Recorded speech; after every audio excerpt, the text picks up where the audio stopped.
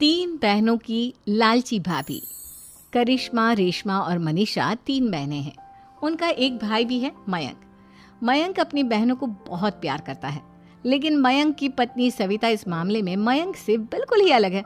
वो अपनी ननदों का जितना बुरा कर सकती है उतना बुरा करती ही रहती है और अपनी ननदों पर हुक्म भी चलाती है। करिश्मा, करिश्मा, तुमने अभी तक नाश्ता नहीं बनाया? तुम्हारे भैया को ऑफिस जाने में देर हो रही है।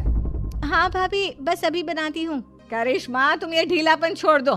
कल को पराए घर जाना है।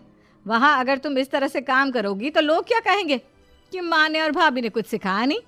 और तुम्हारी दोनों बहनें कहाँ हैं? अब रेशमा मार्केट गई है और मनीषा सो रही है। क्या? सुबह के 8 बज रहे हैं और ये महारानी अभी भी सो रही है? ये कहते हुए सविता अपनी सास दुर्गा देवी के पास जाती है। माँ जी, देख रही हो अपनी बेटियों के तौर तरीके? क्या हुआ बहू, सुबह सुबह क्या कर दिया मेरी बेटियों ने?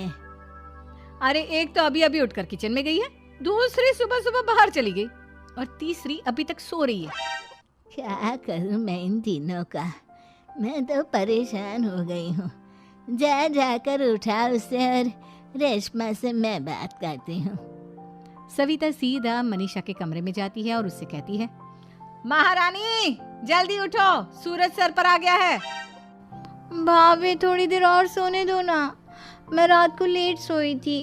वो क्या है ना, यूनिट टेस्ट चल रहे हैं। शराफत से उठती है या नहीं, या फिर पानी की भरी बाल्टी डालूं तेरे ऊपर?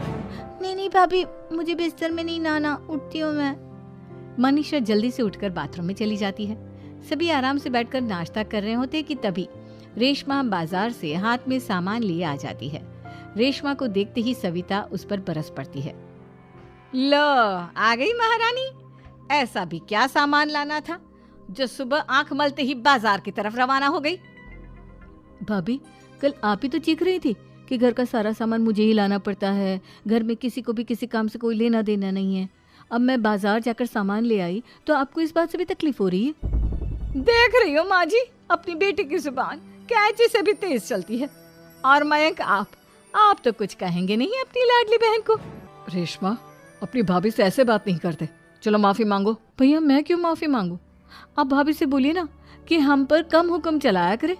हम इस घर की बेटियां हैं और आपकी पत्नी की ननद है, नौकरानी नहीं। लो कर लो बात। इनकी भलाई के लिए कुछ भी बोलो तो इन्हें बुरा लग जाता है। इस घर में यही इज्जत है मेरी।